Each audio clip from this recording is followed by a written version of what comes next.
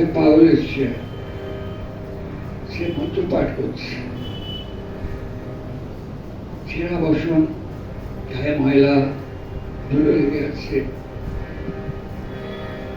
আর সে মন্ত্র পাঠ করছে যখন মন্দিরে কম্পন হচ্ছে, মনে হচ্ছে একটা ধ্বনি প্রতিধ্বনি ছড়িয়ে পড়ছে। যেখানে যাচ্ছে লোক দূর দূর করে দাঁড়িয়ে দিচ্ছে, ময়লা বসো তার নোংরা লেগে আছে গায়ে, ভিতরে খাবার জায়গায় গেছে, সেখানে দাঁড়িয়ে দিয়েছে, লোকেদের ফেলে দেওয়া খাবার খেয়েছে, যাচ্ছে ফিরে। ঠাকুর শ্রীরামকৃষ্ণ লীলাকে বলছেন, ঠিক ওকে জিজ্ঞাসা করে ভগবানকে কি করে পাওয়া যায়। হৃদয় যাবার ইচ্ছে নেই, ঠাকুর জোর করছে, যা যা। হৃদয় গেছে, বলছে হ্যাঁ গো, ভগবানকে কি করে পাওয়া যায়।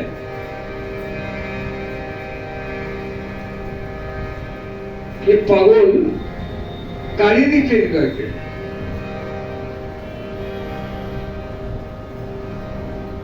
ভগবানকে কি করে পাওয়া যায়, আমাদের সবাই স্বামীজির মনে হয় প্রশ্ন ছিল। ঠাকুরের কাছে যখন বলছে ভগবানকে কি করে পাওয়া যায়, তখন ঠাকুর বলছে তুমি প্রস্তুত তো।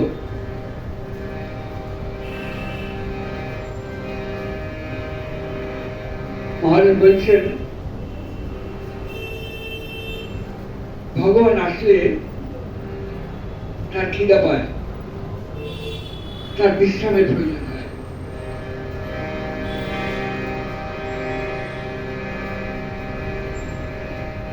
আমরা ভুলে যাই।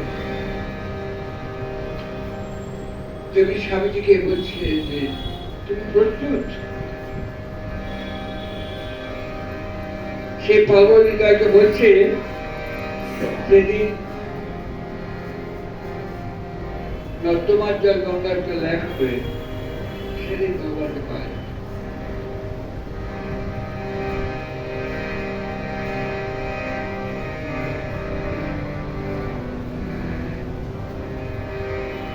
আমি সব বিচার ছেড়ে যখন জয় কালী জয় গুরু বলে ভেসে যাক সব বিচার, ভেসে যাক সব জ্ঞান,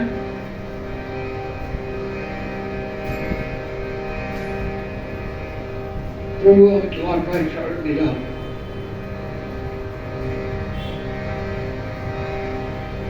হয় না, কত বিচার আমাদের। তাই তো সে যখন আসে আমরা চিনতে পারি না, আমরা বুঝতে পারি না, আর যখন চলে যায় তখন বুঝতে পারি।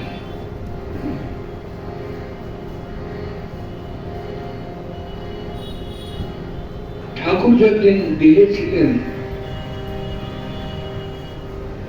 মানুষ কিন্তু বুঝতে পারেনি যে কতটা ঠাকুর জুড়ে আছেন তাদের জীবনে। যখন তিনি দেহ ছেড়ে দিলেন, এক বিরাট শূন্যতা সৃষ্টি হল। তার প্রস্তুত ছিল না এই শূন্যতার জন্য। মারলের কথাই আমরা ভগবানকে ডাকি, ভগবান এসো।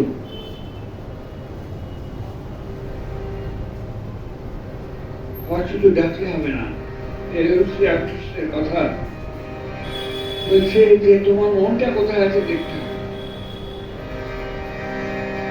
বলে ঠাকুর গল্প বলছে, দুই বন্ধু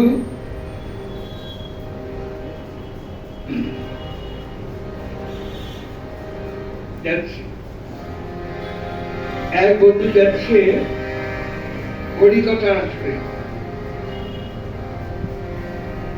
আরেক বন্ধু হচ্ছে দূর, হরিকথা শুনে কি হবে, যাই আমি যাই নিষিদ্ধ পল্লীতে, সেখানে যাচ্ছি। যে বন্ধু হরিকথা শুনতে গিয়েছিল সে হরিকথা বাসরে বসে ভাবছে, দূর আমি কি বোকা, আমার বন্ধু ওখানে কত আনন্দ করছে আর আমি এখানে হরিকথা শোনার জন্য এসে বসে আছি। আর যে বন্ধু নিষিদ্ধ পল্লীতে গিয়েছিল সে ভাবছে যে আমার বন্ধু কত ভাগ্যবান, আমি নোংরা জায়গায় নিজে নিয়ে এসেছি আর সে কত শব্দ শুনে ভগবানের কথা শুনছে। হাই, আমার জীবন বৃথা গেল।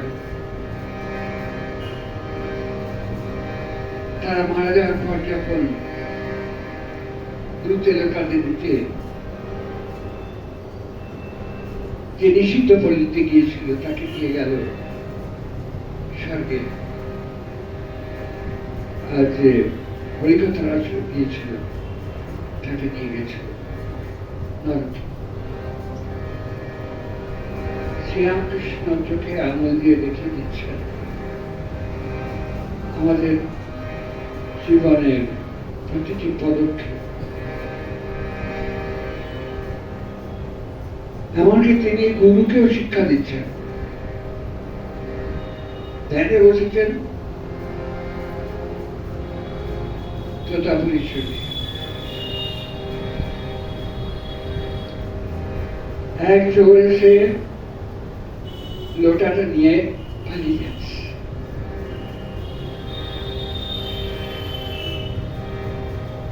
তোতাপুরী দেখতে পেয়েছে শ্রীরামকৃষ্ণ এক ধাক্কা, দেখতে পাচ্ছিস না চলে নিয়ে যাচ্ছে লোটাটা। ঠাকুর ক্ষিপ্তে উঠেছেন, প্রহার করছেন তোতাপুরীকে। তোমার মনটা ওইখানে ছিল, ওই লোটায় আটকে ছিল।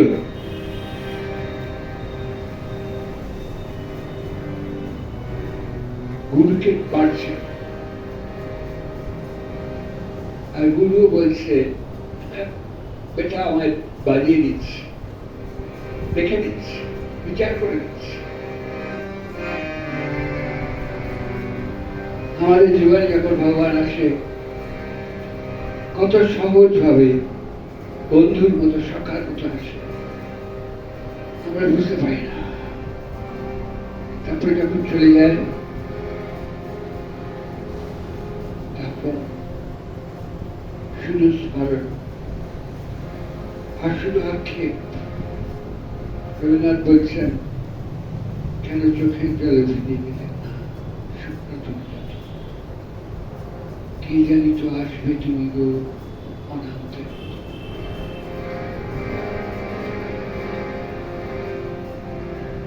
তুমি আমাদের জন্য এসেছি, তোমার জীবনটা আমাদের জন্য দিয়েছ, আমরা বুঝতে পারি। তাই জীবনের শূন্যতার সৃষ্টি হয়েছে।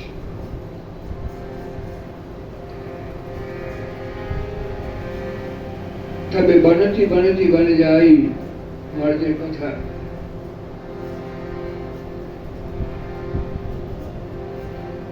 আগামী কোন জন্মে নিশ্চয় তোমায় আবার তুমি আসবে আমাদের জীবনের মধ্যে। তুমি নিজের মুখে বলে গেছ, আমি যখন আসবো তোরাও থাকবি।